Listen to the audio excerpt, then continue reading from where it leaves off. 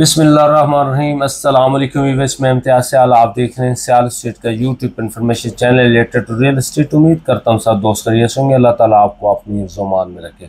Special सलाम मेरा versus Pakistan. तो आज हम बात करेंगे वीकली अपडेट के ऊपर।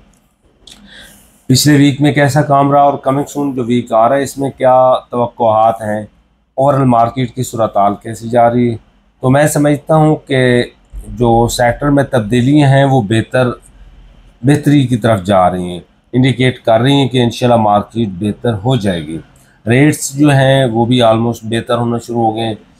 फेज़ 10 को अगर डिस्कस करें फाइल्स के अंदर, फेज़ 7 को डिस्कस करें, 9 प्रिज्म को करें, तो ये सारे तीन फेजेस की फाइल जो हैं वो अब दोबारा से बेहतर होना शुरू हो गई। DH मुल्तान के अंदर जो है वो फाइल्स को कन्वर्ट कर रहे हैं बेल्टिंग के अंदर, तो वो भी एक अच्छी बात है।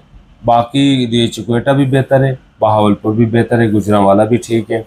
तो ओवरऑल अगर पाकिस्तान में सिचुएशन DH की डिस्कस करें तो DH माशाल्लाह से बेहतरीन परफॉर्म कर रहा है। लोकल सोसाइटीज़ की मैं बात वीकली अपडेट में कम करता हूँ, बट जो सोसाइटीज़ में डील करता हूँ सोल सिटी के अंदर भी बेहतरीन है।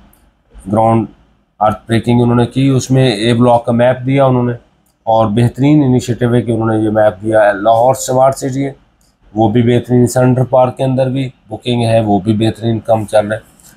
ओवरऑल अगर हम रियल एस्टेट सेक्टर को देखें लाहौर के अंदर, तो लाहौर बेहतरीन परफॉर्म कर रहा है, दोबारा से बेहतरी की तरफ जा रहा है। और मैं ये समझता हूँ कि ये आस्ता आस्ता जो स्टेप लेना होते हैं इसी के साथ रियल एस्टेट सेक्टर बेहतर होता है। इंशाल्लाह कमिंग सून मेरा प्रोग्राम है कि मैं आपको डिटेल में रिव्यू दूँ। आप फेज़ 1 से फेज़ 10 तक के, फेज़ 1 से फेज़ 10 तक हमारे पास में क्या एक्टिविटी रही, कितने की फाइल्स थी, कितने के प्लॉट्स हुए, क्योंकि काफ़ी दोस्त पूछते रहते हैं और एक ही बात करते हैं कि फेज़ 10 को बहुत टाइम लगेगा। फेज़ 9 प्रिज्म में, फेज़ 9 प्रिज्म की मैं अलग से वीडियो दे रहा हूँ, उसमें आपको मज़ीद अपडेट्स में दे देता हूँ। बट हमें देखना है कि इस कंडीशंस के अंदर भी हम कहाँ पे जा सकते हैं, क्या बेहतरी के असबाब है। मैं अगर देखता हूँ 2004 में जो बुरहान आया था उसके अंदर तो काफ़ी लोग पैनिक हुए थे और काफ़ी पैनिक हो के ही नुकसान उठाते हैं। आप जब एक सेक्टर के अंदर है, मैं तो कभी मशवरा ये नहीं कि आप बेच दो दूसरा ले लें। मेरी तरफ से सब इन्वेस्टर्स को इस वक्त ये वक्त जो है ये इन्वेस्टमेंट करने का, जो बेच रहा है वो अपनी मजबूरी से बेच रहा है तो बेचे, अदरवाइज़ अगर वो इस वजह से बेच रहा है कि इसमें फ़ायदा कोई नहीं होगा तो ये बात नहीं है। फ़ायदा इसमें होगा इंशाल्लाह, हर फेज़ के अंदर आपको फ़ायदा होगा।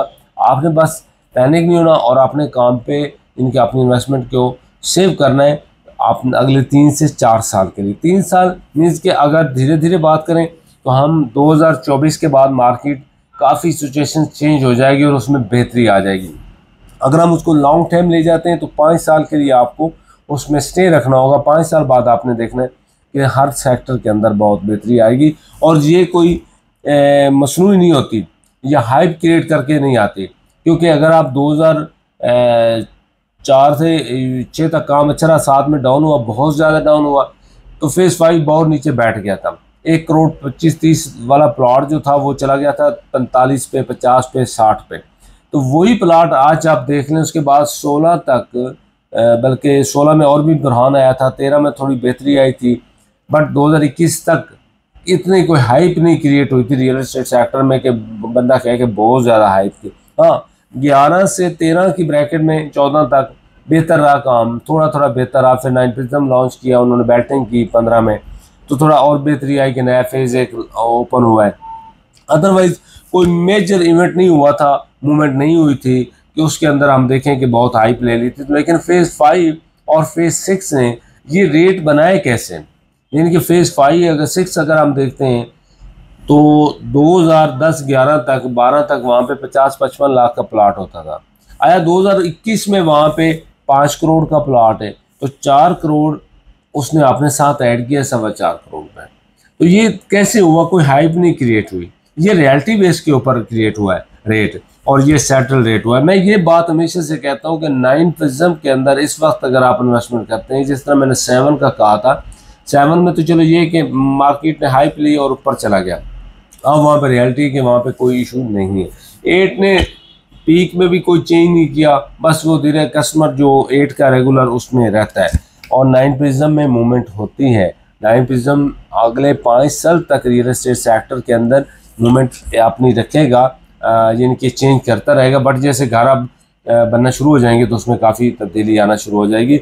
बट मेरा जो मकसद कहने का है कि जो एक ग्राफ आ रहा था रेट्स अप होने का, वो कोई किसी भी हाइप की वजह से नहीं था, रियलिटी के बेस पे था। लाहौर के अंदर मैं समझता हूँ कि रियल एस्टेट सेक्टर के अंदर रियलिटी है कि यहाँ पे रेट बढ़ेंगे, तो आपको सब्र करना होगा, वेट करना होगा, इंशाल्लाह आपकी प्रॉपर्टी भी बढ़ेगी। साथ में आपको बताता चलूँ कि आज एक और वीडियो भी बनेगी प्रिज्म के ऊपर भी, और साथ में वीडियो बनाने जा रहा हूँ DVF की जो डिफेंस व्यू फार्म हाउसेज हैं उनके ऊपर भी। वहाँ पे एक कनाल 1,05,00,000 का रेट है, और 4 कनाल का प्लॉट है, कोई 3 का, कोई 5 का, कोई 8 का, मुख्तलिफ साइज़ हैं। किसी को कोई क्यूरीज होती है तो आप मेरे से रब्ता कर सकते हैं। आपको रजिस्ट्री वाला जो है फॉरन रजिस्ट्री मिलेगी, वेरीफाई रजिस्ट्री मिलेगी, और प्राइम लोकेशन है फेज 7 के एक्स ब्लॉक, टी ब्लॉक और यू के अपोजिट आ रहा है, तो अप्रोच भी ईजी है। ओनली 6 या 6 मेरे ख्याल में ज़्यादा सूट करेगा। 600 गज के दूरी है बरकी रोड से, और नहर के बिल्कुल ऊपर गेट उसका गेटेड कम्युनिटी होगी। तो वहाँ पे भी अगर आप इंटरेस्टेड हो तो 03228888 429 मेरा नंबर है, आप मेरे से रब्ता कर सकते हैं। आज के लिए तो इजाज़त, नेक्स्ट मिलते हैं, अल्लाह हाफ़िज़।